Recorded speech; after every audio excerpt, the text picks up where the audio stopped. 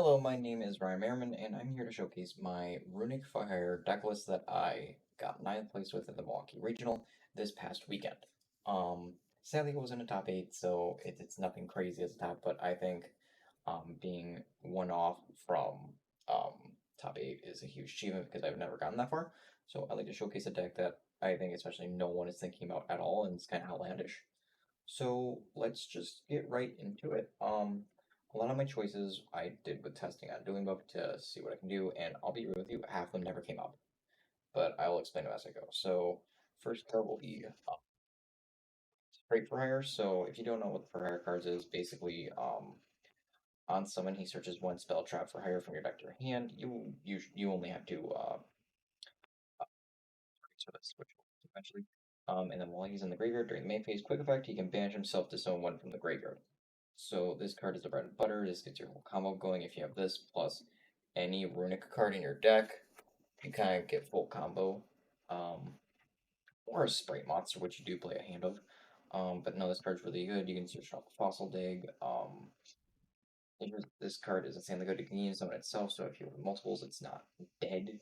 Um, yeah, I think just this card is insane. This card literally makes your deck work. It is insanely good to draw for your first hand. It's good to draw during the grind game. It is just good all around. Always play 3 copies.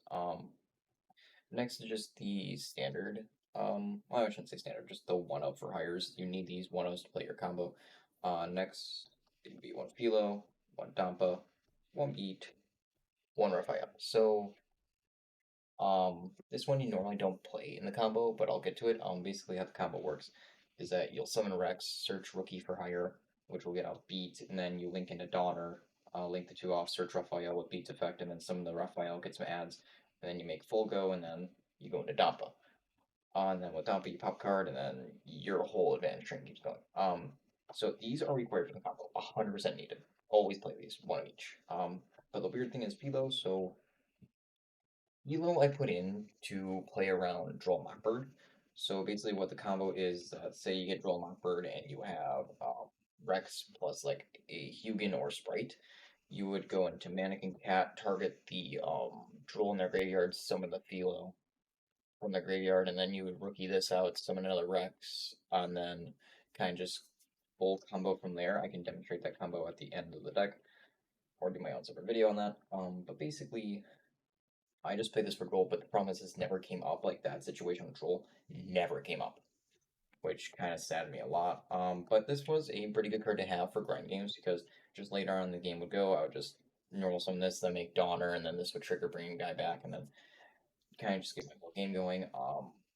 So yeah, no, this card is not a bad card to include your deck, but if you are running low on deck space, I wouldn't recommend playing it. Like I said, I only played it as a tech choice to just play around Troll because just people are who aren't like really good right now are playing Droll, and you don't want to auto lose because your deck auto loses to Droll, so you just don't want to lose to bad players. So you just play one Philo. So that's it for the higher portion. Next is the sprites, which is very minimal. 3 Sprite blue, obviously the best sprite in the entire deck. This thing eats so many hand traps, not even funny. Like, then 1 shit and 1 red. This is the entire sprite package except for a starter. But no, this engine eats up so many hand traps, which is kind of why I like this deck a lot, because this deck can play through 2 or 3 hand traps if you know how to like make your plays. Sprite Blue alone eats up like 2 hand traps, because what you would do is that you'd say summon a Hugin, then you'd summon a blue. They would already hand trap the Hugin, they'd hand trap the blue, then say you make like a rank 2 like gigantic, and they'll ash that. Then you just summon a Rex, and then you have full combo right there. You use these just so your for higher portion of the deck can go through, because if they stop that, your deck kind of just dead. But you want, if that combo goes through, if your for higher combo starts going through, you just don't lose. You'll get so much advantage, it's not even funny. And you just start snowballing them. So 3 blue, 100%. Then just a 1 starter. I'm not playing Smashers because I just view it as a brick. You want your entire deck to just be full gas, except for like the 10 dot engine you play. So just 1 jet and then 1 red for Gates. I opted out to play out of Carrot because I don't view Carrot as a good card right now because everyone's just playing Snake Eyes and just hand traps. No one's really playing like board breakers unless like post siding, but even then, post siding, you're playing more blow cards for them. So I think only red. Looking back, I should have played a carry in the side deck, not the main deck, because there were just some matchups where I feel like it would have been really strong. So that's it for the Sprite lineup. That's it for the all like the main like engine monsters. Next is the non-engine. Two Ash, two Veiler. This is it for the monster engine. Since we're in Snake Eye format and it just dies to hand traps, you kind of have to go super heavy on turn 0 cards, which would be like Ash, Imperm, Veiler, yada yada yada. Your rune cards are good for breaking boards, but not preventing boards, which you need like badly. If your opponent goes full snake combo, unless your hand is godly, you can't play out of it. I'm sorry. You can make any excuse you can. You just really can't, especially with this deck, because your deck's super like just you need for hires to go through. If it does not go through, you lose. So you need a lot of turn 0 cards.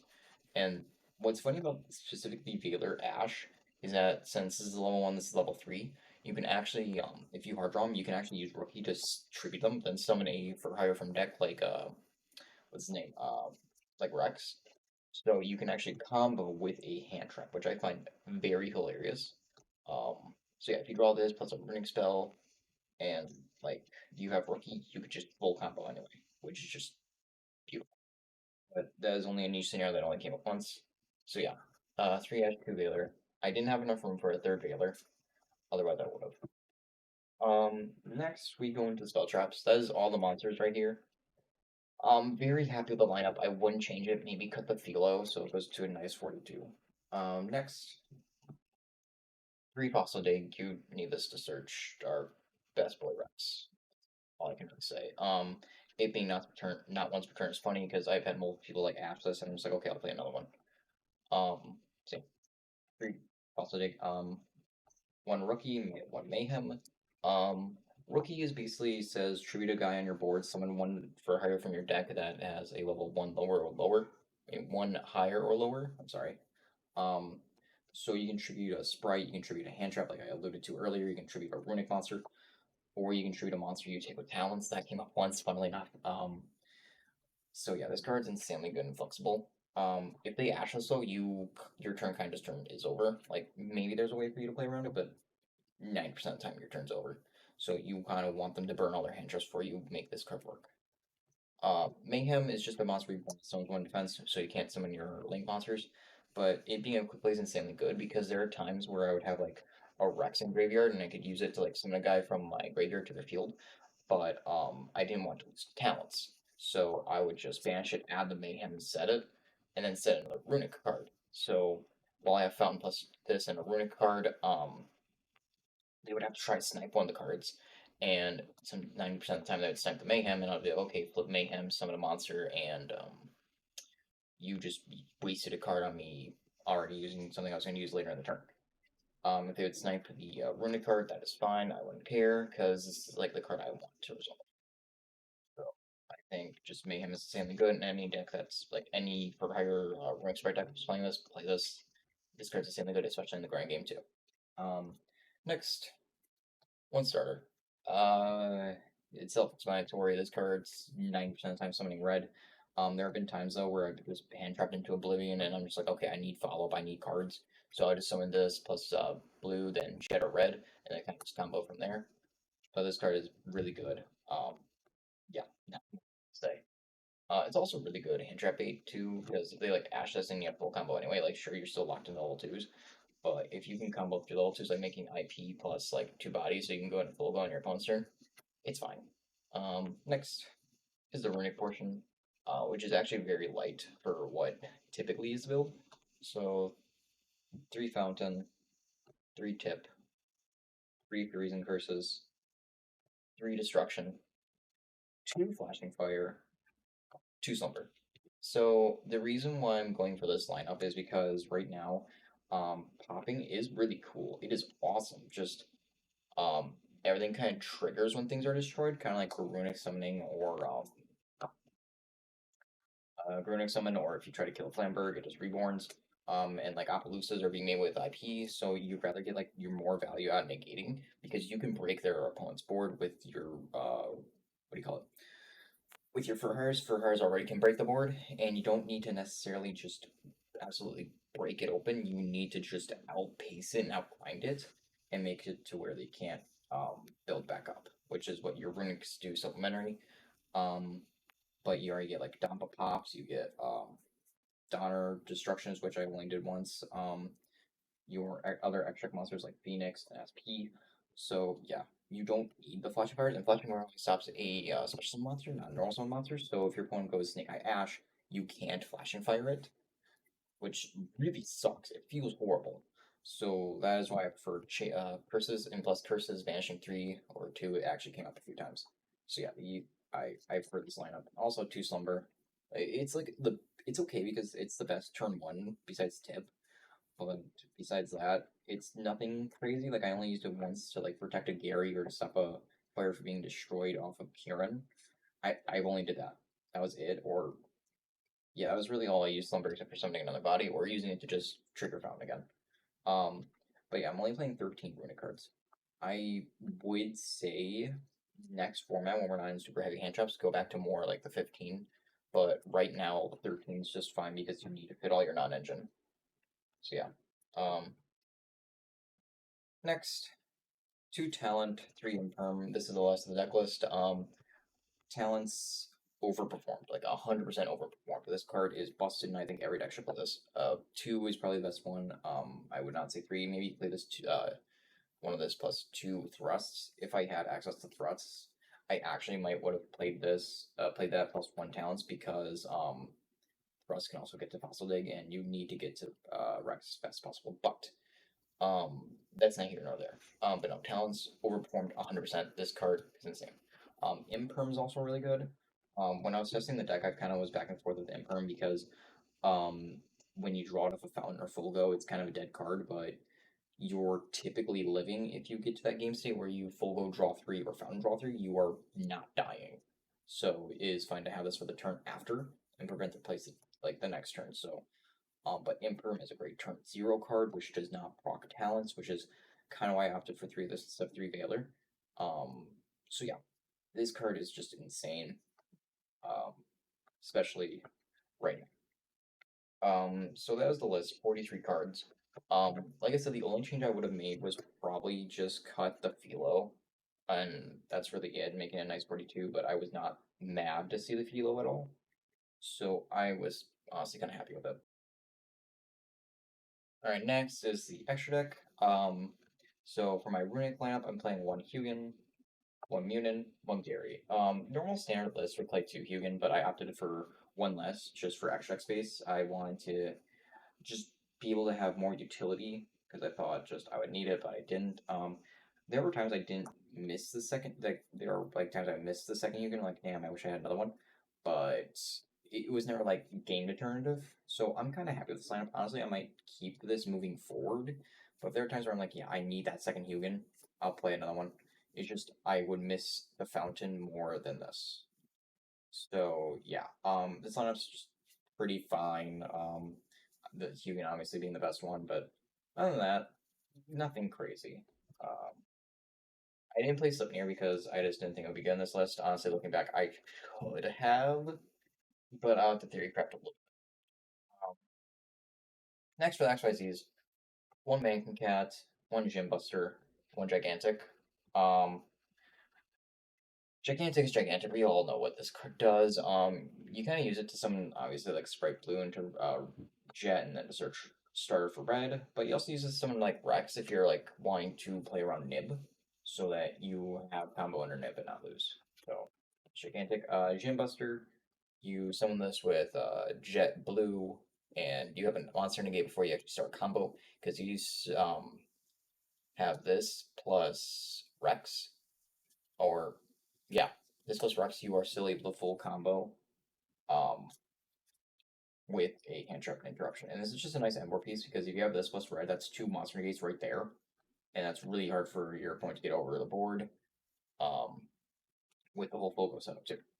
Cat, I never sent to this card. I wish I did. In testing, it came up so much, but honestly, um, I'm not mad for having it in there. It never came up. I'm happy I have it in this list, but Sorry, I'm just a little fidgety right now.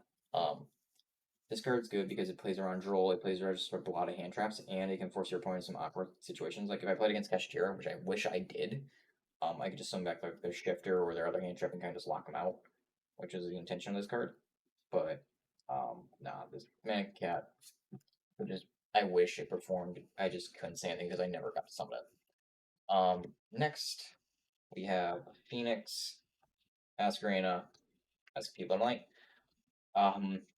This card has a funny story. But these two performed immensely well. This card I never thought was so good in simplified game states, but is insanely good. IP Masquerade is really nice, making full go unaffected, indestructible like card effect destruction is really good.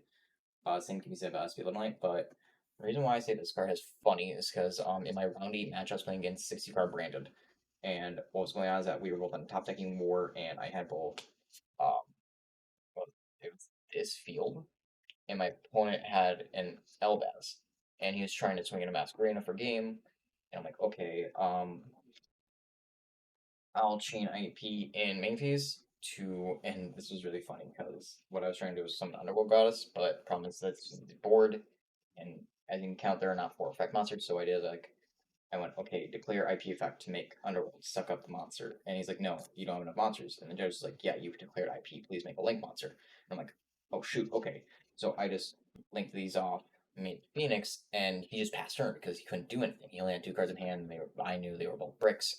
And I'm like, okay, I got 19 body, and I just punch over the Elbaz and just continue, but I summoned a Rex I drew and made Gigantic and just punched over him from game, which was very hilarious. So yeah, Phoenix never popped a spell trap. It was just a blocker, so I didn't die. So Phoenix will always stay in the extract because of that. So yeah, let's read next. Sprind. Um, I'll just leave that itself. Sprind is weird because like you don't use it for nimbler angler combo as you can see, but you use it to 90% of the time send Rex. The other time is like send Dampa, so you have another target for the Rex. But no, it did a good job doing that. Its second effective bounce cards never came up. I wanted to do it, but I just never thought they were entertaining like good moments to do it.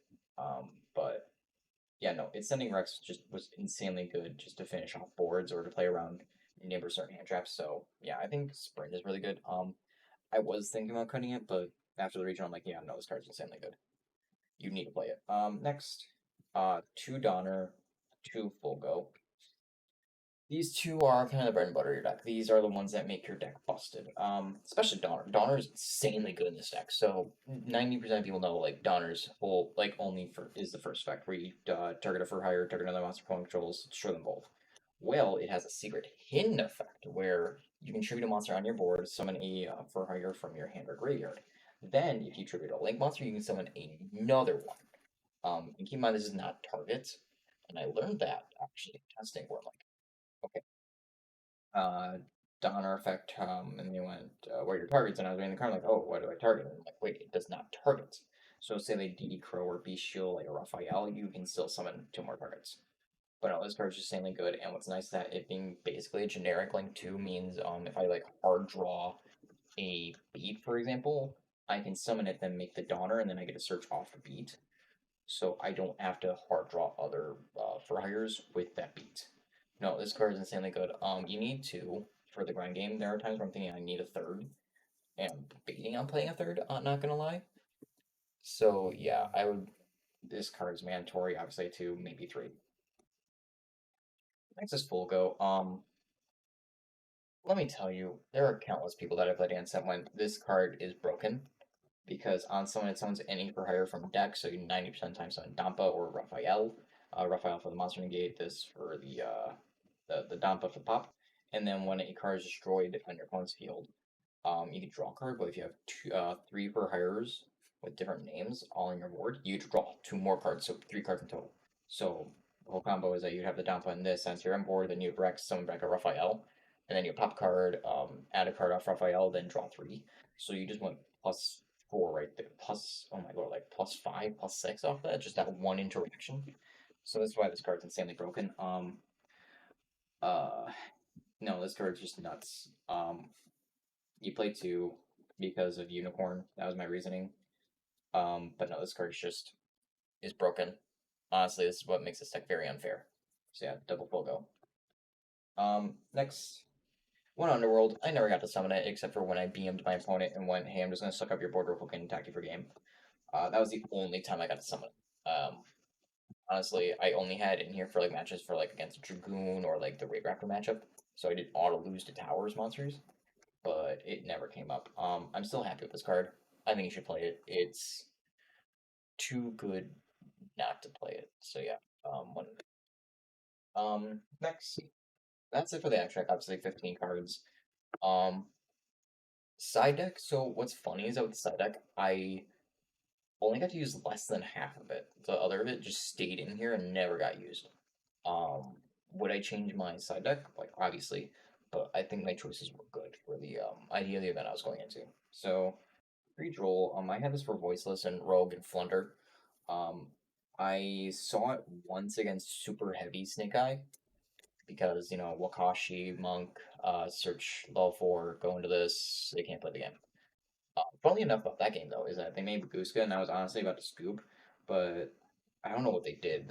I think they out they just psyched themselves out because they went, "Oh my lord, I misplayed so hard. I could have done this, this, and this." I'm like, okay, sure, I'll set a 2 spell traps and pass with Fountain on board. And he's like, okay, and he's like, he's hatched off a goose guy, and he's like, I don't know what to do. And he scooped, and I'm like, dude, you just have to make full board. Both my cards are duds.